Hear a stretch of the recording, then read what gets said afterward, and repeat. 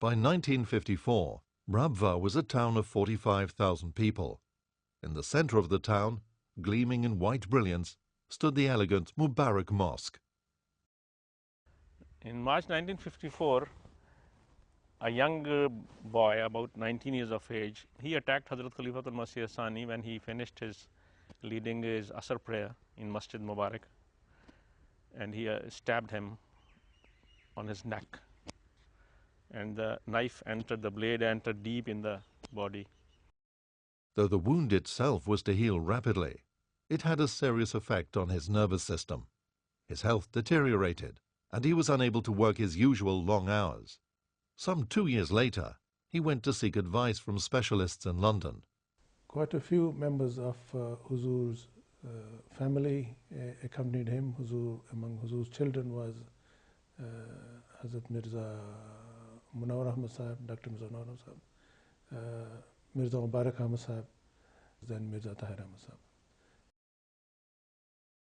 After the treatment, Hazrat Khalifatul Masih II decided to return to Rabwa, but he left Hazrat Mirza Tahir Ahmad, now aged 26, behind in London.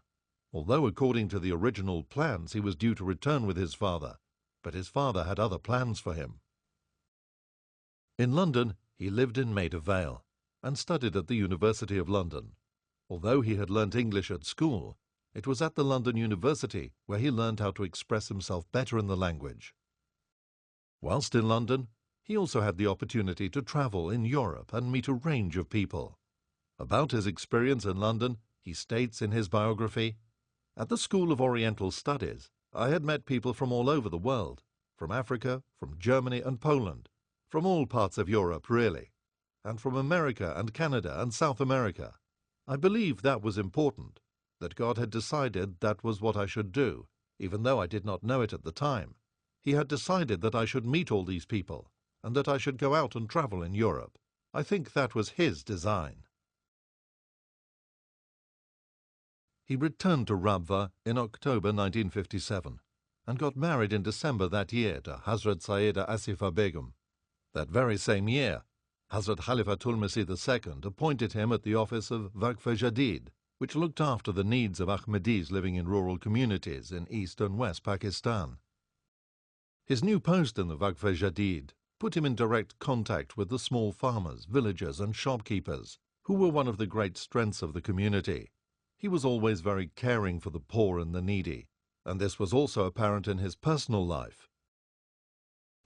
और अब्बा के लिए तो अब्बा की मुझे बहुत वजह से मैं देखती थी कि बहुत ज़्यादा अब्बा में तड़पती, क्योंकि मदरसे में हम लोग तभी छोटे थे, तो मुझे याद है जब हम कभी मीना बाज़ार पे बच्चियाँ जा रही हैं तो उम्मी का कहा, उम्मी हमें पैसे दे, मैंने मीना बाज़ार है हमारे स्कूल का, तो उम्मी के ने भी दिए नहीं थे या कम दे रही थी, जो भी था, तो अब्बा ने सुन लिया, अब्बा कहते कि मैं देता हूँ, तो 10-10 रुपये दिए थे। उस वक्त 10 रुपये बहुत ज़्यादा लगते थे, तो क्या था, लेकिन एक शर्त है कि तुम लोगों ने साथ अपने साथ किसी गरीब बच्चों को भी साथ कुछ खराब फलाओगी और ये करोगी। तो शुरू से इस तरह मतलब ये था कि हर चीज़ में तुम लोगों ने उनका हिस्सा रखना है और मोहब्बत करनी है उनसे। और इसी तरह अब्बा घर में मुलाजमीन के साथ भी बहुत ज़्यादा हुस्न सलूक से रखते रहते थे, कि यहाँ तक कि एक दफ़ा मुझे याद है उम्मी को कह रहे थे कि लोगों को तो मुलाजमीन रखने की मुसीबत होती है कि आते नहीं हैं, हमें निकालने की मुश्किल पड़ जाती है, वो फिर जाते नहीं हैं। इतने अच्छी तरह रखते थे कि वो जाने पे भी नहीं राज़ी होते थे। There was a special bond between him and people. I don't understand how and why, but it was a special bond. Whoever used to be with him once, he used to get hooked to him. Wherever he worked very hard, and he always worked and showed his example. But he used to work in the land as he is a peasant, So to show them that he can do whatever he asks them to do, he can do himself also. So he was a great leader and very active and eloquent, and he was a good speaker. He could speak for hours on different topics. Later he started question answer also with non-Ahmadis. हज़रत खलीफा सालिस भी जब लोग आया करते थे, गैर जमात मौलवी वगैरह भी आते थे, तो हज़रत खलीफा सालिस ज़्यादातर अब्बा के कोई कहते थे कि आप इनसे मजलिस करेंगे. He led a very disciplined life, serving the cause of the community.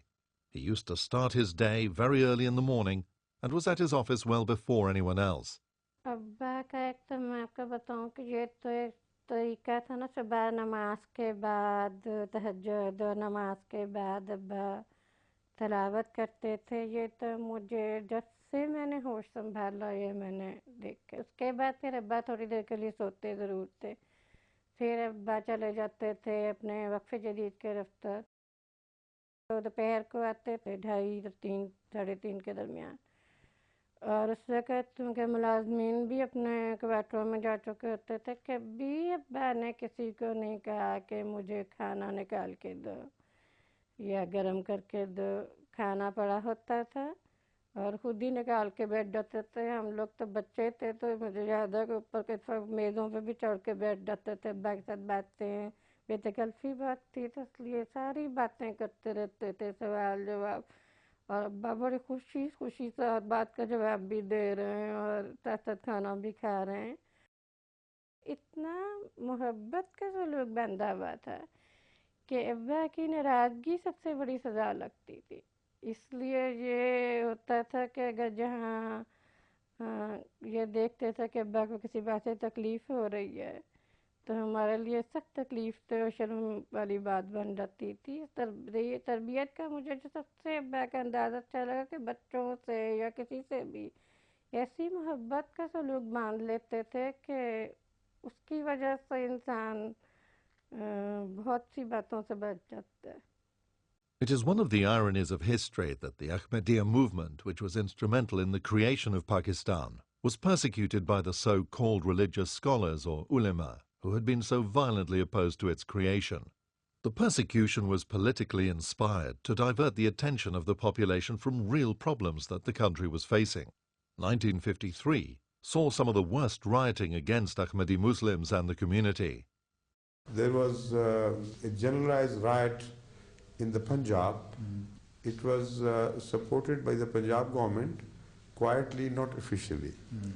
So it became out of control, went out of control, and ultimately the first martial law was imposed because of this.